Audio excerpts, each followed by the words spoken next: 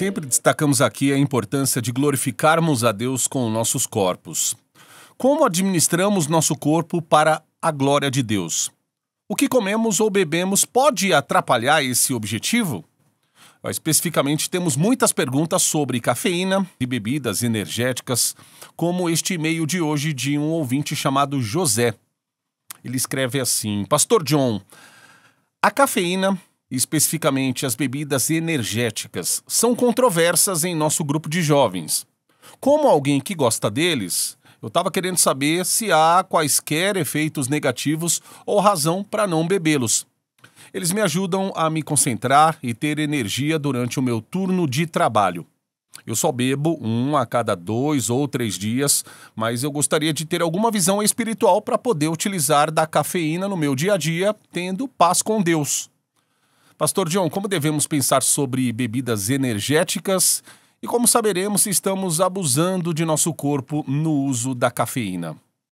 Bem, pode ser útil tomar nosso ponto de partida das palavras de Paulo em 1 Coríntios sobre como ele navega por todas as áreas dos apetites, seja comida, bebidas energéticas ou sexo, e o que os alimenta significam para Paulo o que ele leva para o seu corpo. Então, aqui está o texto fundamental para mim, 1 Coríntios 6, 12 e 13. Vou ler para você. Todas as coisas me são lícitas, mas nem todas convêm. Todas as coisas me são lícitas, mas eu não me deixarei dominar por nenhuma delas. Os alimentos são para o estômago e o estômago para os alimentos, mas Deus destruirá tanto estes como aquele. Porém, o corpo não é para a impureza, mas para o Senhor, e o Senhor para o corpo. Agora, deixe-me parar e dizer que há muita controvérsia sobre o que no capítulo de Paulo aqui são frases prontas de seus adversários em Corinto e quais são suas próprias palavras. Então, uma dessas frases prontas pode ser: os alimentos são para o estômago e o estômago para os alimentos. E assim, eles estão justificando todos os tipos de atitude com a comida. Mas seja qual for o caso sobre esse ponto, o ponto de Paulo torna-se claro no que se segue. Aqui está o que segue. Porém, o corpo não é para a impureza, mas para o Senhor, e o Senhor para o corpo. Deus ressuscitou o Senhor e também nos ressuscitará a nós pelo seu poder. Não sabeis que os vossos corpos são membros de Cristo? 1 Coríntios 6, 13 a 15. Então, claramente, o resultado dessas duas últimas linhas é este. Porém, o corpo não é para a impureza, mas para o Senhor, e o Senhor para o corpo. Deus ressuscitou o Senhor e também nos ressuscitará a nós pelo seu poder. Em outras palavras, o corpo realmente importa. Então, o corpo importa a Deus moralmente. E, em particular, os alimentos importam e o sexo importa. E, assim, as diretrizes que ele dá importam. E o que ele diz é isto: todas as coisas me são lícitas, mas nem todas convêm. Todas as coisas me são lícitas, mas eu não me deixarei dominar por nenhuma delas. E então ele acrescenta: todas as coisas me são lícitas, mas nem todas edificam. 1 Coríntios 10, 23. Então aqui está a minha paráfrase para a pergunta do ouvinte. Bebidas energéticas me são lícitas, mas são úteis para a minha vantagem real? Bebidas energéticas me são lícitas, mas elas me dominam ou me escravizam? Bebidas energéticas me são lícitas, mas será que o fato de eu tomá-las me fortalece?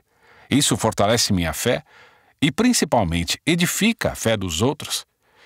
Então, deixe-me apenas pensar sobre cada uma dessas perguntas que podem nos ajudar quanto ao uso e frequência do uso de energéticos e cafeína. A primeira é: as bebidas energéticas ajudam realmente? Todas as coisas me são lícitas, mas nem todas convêm. Isto é, para minha real e profunda vantagem? Esse é o significado da palavra grega para minha vantagem.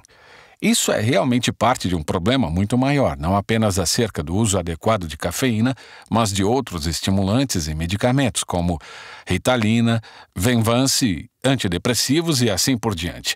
Então, deixe-me dar uma diretriz crucial que acho que está implícita nas palavras de Paulo. Eles são realmente úteis. Eles me são de fato vantajosos. E essa seria a minha diretriz. As bebidas energéticas, ou o que quer que eu esteja tomando, estão mascarando problemas mais profundos com os quais não estou lidando, porque os estou mascarando ou estão me ajudando a realmente lidar com os problemas mais profundos que eu possa ter e a me libertar deles. Acho que essa é a questão crucial quando se trata dos tipos de medicamentos ou estimulantes que tomamos. Estamos nos escondendo de nossos corações? Estamos escondendo nossos próprios pecados? Estamos escondendo coisas que devem ser tratadas, mas estamos apenas querendo tapar o sol com a peneira?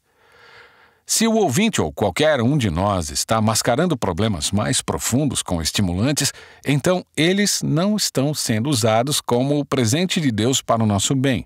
Eles estão sendo usados como uma fuga da verdade e do bem que Deus quer fazer mais profundamente. Então, destas 3 paráfrases, esta seria a minha resposta à primeira pergunta. A segunda é: as bebidas energéticas me escravizam? Elas me dominam? Elas me escravizam? Por que isso importaria para Paulo? Por que ele diz isso? Por que deveria importar para nós? Bem, isso deve importar porque temos um mestre que nos comprou pelo preço de seu sangue. Nós não pertencemos a nós mesmos, mas a ele. Ele nos chama para viver como pessoas livres e não escravas.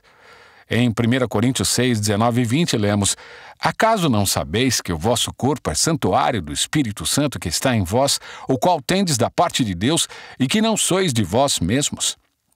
Porque fostes comprados por preço. Agora, pois, glorificai a Deus no vosso corpo. Então, qualquer um que usa café ou refrigerante ou bebidas energéticas ou outros tipos de estimulantes ou medicamentos deve perguntar: sou dominado por isso? Sou governado por isso? Sou controlado por isso? Estou vivendo conscientemente como alguém liberto por Cristo?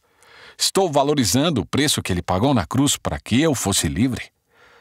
Em 2 Coríntios 5,15 lemos: E Ele morreu por todos, para que os que vivem não vivam para si mesmos, mas para aquele que por eles morreu e ressuscitou. Estamos ampliando seu domínio sobre nós ou vivendo sobre outro mestre? Essa é a segunda questão que eu acho que ele deve levar em consideração. A terceira é: as bebidas energéticas edificam? Todas as coisas são lícitas para mim, mas nem todas as coisas edificam. Por que Paulo muda nosso foco? Esta é uma questão ética realmente profunda no Novo Testamento. Por que Paulo muda nosso foco do que é lícito quando ele diz todas as coisas são lícitas para o que edifica? Entenda, isso é muito significativo. Em Cristo nós morremos para a lei. Romanos 7,4 diz: Assim, meus irmãos, também vós morrestes relativamente à lei por meio do corpo de Cristo. E agora, porém, libertados da lei, estamos mortos para aquilo a que estávamos sujeitos, de modo que servimos em novidade de espírito e não na caducidade da letra.